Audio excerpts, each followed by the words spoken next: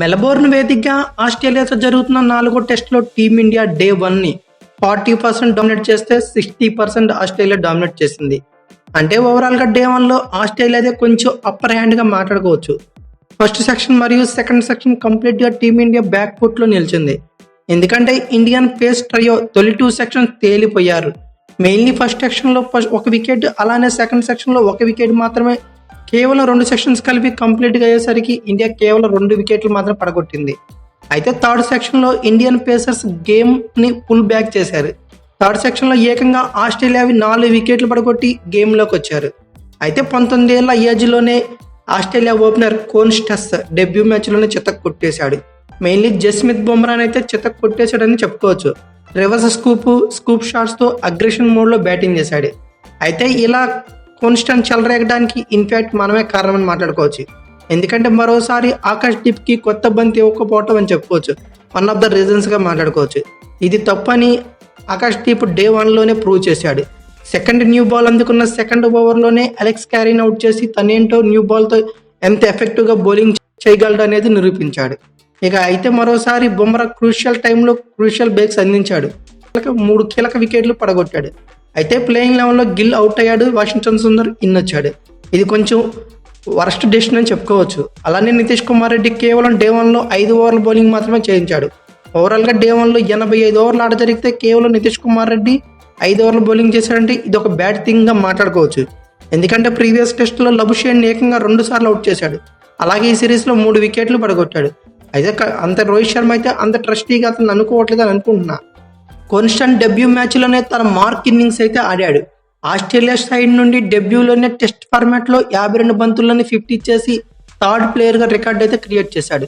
తన గేమ్కి ముందే చెప్పాడు ఇండియన్ టీంని ప్రెజర్లోకి నెట్టడమే నా టార్గెట్ అని. అదే చేసి చూపించాడని చెప్పుకోవచ్చు. ఇక తర్వాత ఉస్మాన్ ఖవాజా, లబుషేన్ ఇద్దరు ఎంసీజీలో ఫామ్లోకి వచ్చేసారు. అంటే ఫస్ట్ 3 టెస్ట్స్లో అంత ఎఫెక్టివ్ ఇన్నింగ్స్లో అయితే వీళ్ళిద్దరు ఆడలేదు. బట్ ఈ గ్రౌండ్లో మాత్రం వీళ్ళిద్దరు ఫామ్లోకి వచ్చారని చెప్పుకోవచ్చు. ఇద్దరు హాఫ్ సెంచరీలతో క్రూషియల్ నాక్స్ అయితే ఆడారు. అలానే స్టీవ్ స్మిత్ నిన్న సెంచరీ ఎక్కడ ఆపాడో అక్కడిని కంటిన్యూ చేస్తూ 68 పరుగులతో డే 1 కంప్లీట్ అయ్యేసరికి నాట్అవుట్గా నిలిచాడు. అయితే ఓవరాల్గా డే 1లో ఆస్ట్రేలియా అయితే కొంతవరకు పై చేయగా మాట్లాడుకోవచ్చు. ఎందుకంటే ఈ పిచ్ పై గత 3 సంవత్సరాల నుంచి ఫస్ట్ ఇన్నింగ్స్ యావరేజ్ స్కోర్ కేవలం 230 నుంచి 240 పరుగుల వరకు ఉంది. బట్ ఆస్ట్రేలియా డే 1లో ఫస్ట్ ఇన్నింగ్స్లో 311 పరుగులు చేసి 6 వికెట్లుగా నిలిచింది. సో ఓవరాల్గా ఆస్ట్రేలియా పై చేయి. అయితే జస్ప్రీత్ బుమ్రా 3 వికెట్లు పడగొట్టి కొంతవరకు టీమిండియాని బ్యాకప్ చేశాడు. అయితే డే 1లో కంప్లీట్గా ఏం జరిగిందని మాట్లాడుకుంటే ఆస్ట్రేలియా టాస్ గెలిచింది, బ్యాటింగ్ ఎంచుకుంది. Literally debut player Konstas ఉతికి ఆరేశాడు. మెయిన్లీ బుమ్రాకి అయితే చొక్కలా చూపించాడు. స్పెషల్లీ బుమ్రాని టార్గెట్ చేసి ఒకే ఓవర్లో 14 పరుగులు, మరొక ఓవర్లో 18 పరుగులు కొట్టాడు. దీంట్లో 2 సిక్స్లు కూడా ఉన్నాయి. తొలిసారి బుమ్రాని బ్యాక్ ఫుట్లో ఉంచాడు ఈ సిరీస్లో అని చెప్పుకోవచ్చు. అయితే 2 సిక్స్లతో కాన్స్టెంట్ ఎదురు దాడి చేశాడు. 2021 సంవత్సరం తర్వాత బుమ్రాని 6 కొట్టిన బ్యాటర్ ఎవరూ లేరు. సో ఇతనైతే మాత్రం కాన్స్టెస్ ఈ మ్యాచ్లో 2 సిక్స్లు కొట్టాడు. మెయిన్లీ రివర్స్ స్కూపులతో అయితే నెక్స్ట్ లెవెల్లో బ్యాటింగ్ చేశాడు. ఇంకా కళ్ళ ముందు ఆ షాట్స్ తిరుగుతూనే ఉన్నాయని చెప్పుకోవచ్చు బ్రో. అయితే కాన్స్టెస్ ఇలా అటాకింగ్ మోడ్లో గేమ్ ఆడటం వల్ల ఉస్మాన్ ఖవాజాకి పరుగులు చేయడం చాలా ఈజీగా మారిపోయింది. ఎందుకంటే టీమిండియా బౌలర్స్ అందరూ ఇతని మీదే కాన్సన్ట్రేషన్ పెట్టారు. సో ఖవాజాకి ఫ్రీగా బ్యాటింగ్ ఆడుకోవడానికి అవకాశం దొరికింది. అయితే కాన్స్టెస్ 5th గేర్లో నలువైపులా బౌండరీస్తో ఎదురు దాడి చేశాడు. డెబ్యూ మ్యాచ్లోనే కేవలం 52 బంతుల్లోనే 90 అబోవ్ స్ట్రైక్ రేట్తో 50 కంప్లీట్ చేసుకున్నాడు.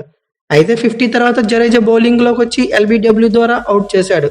ఓవరాల్గా కాన్స్టెంట్ 65 బంతులు ఎదుర్కొని 6 ఫోర్లు 2 సిక్స్లతో 60 పరుగులు చేసి అవుట్ అయ్యాడు.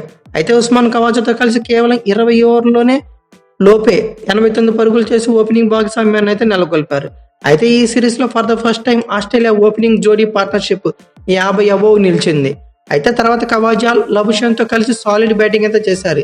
ఇదే టెంపోని సెకండ్ వికెట్ కూడా కంటిన్యూ చేశారని చెప్పుకోవచ్చు.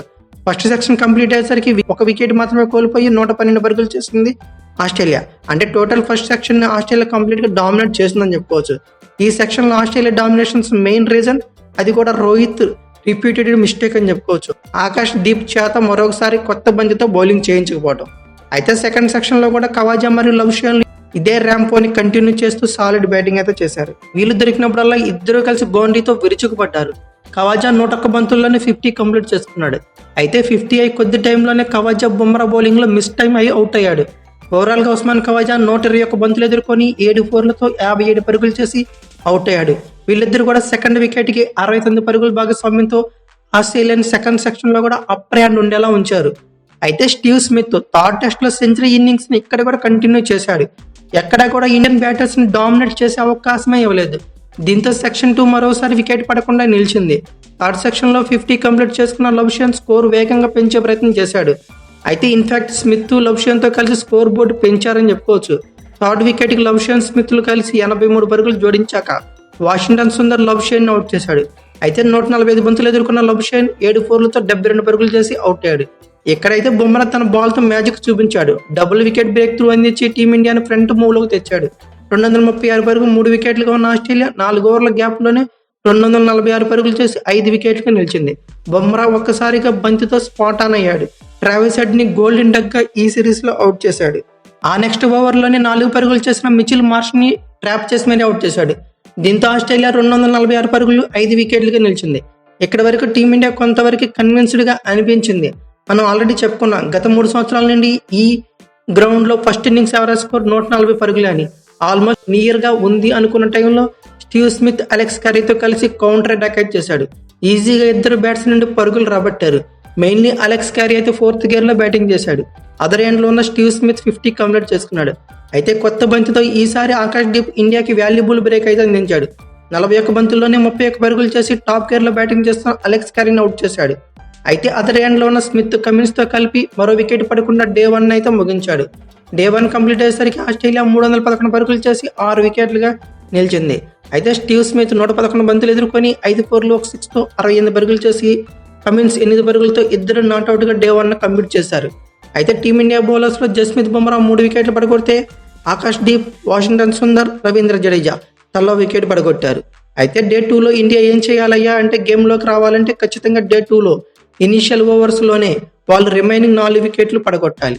అయితే ఇది పెద్ద కష్టమైతే కాదు. ఎందుకంటే టీమిండియా చేతిలో కేవలం 5 ఓవర్ల బౌలింగ్ చేసిన కొత్త బంతి అయితే ఉంది. దీంతో ఒక 15-20 ఓవర్ లోపే వాళ్ళని ఆల్అౌట్ చేయాలి. అలాగే రన్స్ ని కూడా కంట్రోల్ చేయాలి. అంటే 360-370 పరుగుల లోపే ఆస్ట్రేలియాని ఆల్అౌట్ చేయాలని చెప్పుకుంటున్నా. ఇక అలాగే వాళ్ళ బ్యాటర్స్, అలాగే మన టీమిండియా బ్యాటర్స్ డే 2లో డామినేట్ చేయాలి. ఓవరాల్ గా ఇనిషియల్ గా బంతితో తర్వాత బ్యాట్ తో ఇంపాక్ట్ అనేది టీమిండియా చూపిస్తే ఖచ్చితంగా ఈ టెస్ట్ మ్యాచ్ లో టీమిండియా అప్పర్ హ్యాండ్ అయి ఉండొచ్చు అనుకుంటున్నా. అయితే టీమిండియా ఈ టెస్ట్ లో కంబ్యాక్ ఇవ్వాలంటే ఎలాంటి గేమ్ ప్లాన్ చేయాలనుకున్నారో మీరు ఖచ్చితంగా కామెంట్ బాక్స్ లో పిన్ చేయండి. అలాగే ఈ వీడియో కనుక మీకు నచ్చితే లైక్, షేర్, కామెంట్, సబ్స్క్రైబ్ చేసుకోండి. అలాగే పక్కనే ఉన్న బెల్ ఐకాన్ నొక్కడం మాత్రం మర్చిపోకండి. Thank you for watching. Have a nice day.